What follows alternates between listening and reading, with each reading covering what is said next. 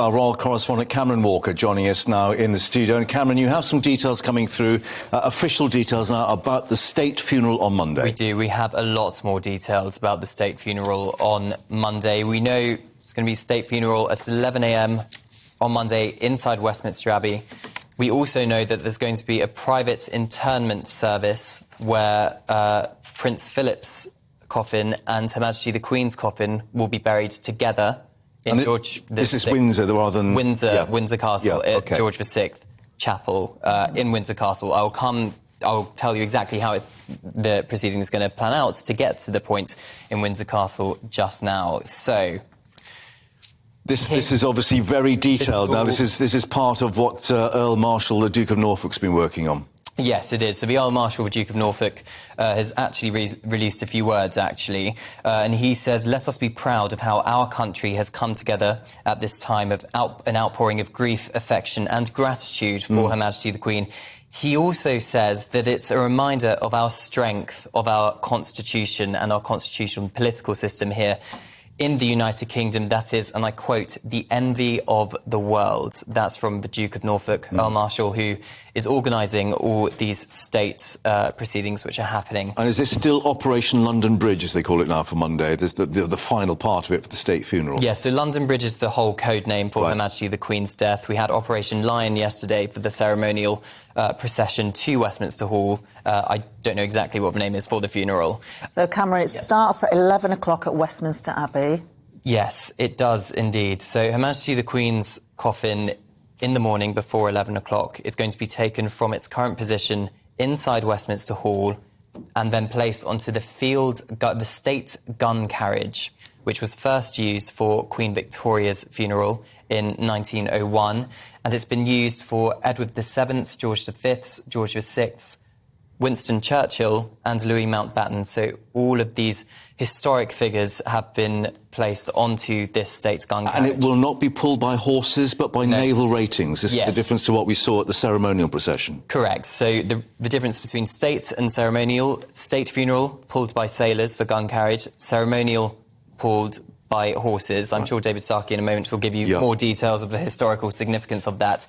Now, behind the state's gun carriage, we're going to have very similar to what we had yesterday, where the King, the Earl of Wessex, Princess Royal and Duke of York will be marching behind the coffin on its journey from Westminster Hall to Westminster Abbey.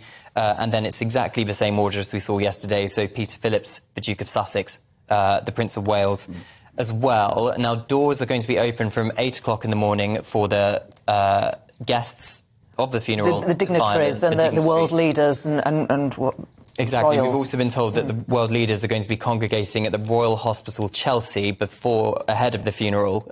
Is this the buses that we heard about? Because obviously there's, would the US President Biden, get on a bus to be taken to the funeral? Yes, so there was speculation and worry earlier this week that the logistical challenge of getting so many high-profile world leaders with all the security that comes with it is going to be a bit of a nightmare. They didn't go into specific details for obvious reasons. For obvious reasons.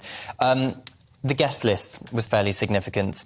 So it's going to be people who have received the Victoria Cross, the George Cross, representatives of Her Majesty's patronages and charities will be there, representatives of the emergency services, as well as foreign royal families, foreign heads of state, and, of course, our own royal family here. Now, the Dean of Westminster is going to be starting off the service at Westminster Abbey. The sermon is going to be read by the Archbishop of Canterbury. And then at 11:55, so the funeral starts at 11 o'clock exactly. Following the funeral, at the very end, the last post is going to play. And following the last post, the whole nation is going to observe 2 minutes silence. Well, what time is that? 11:55. 11:55.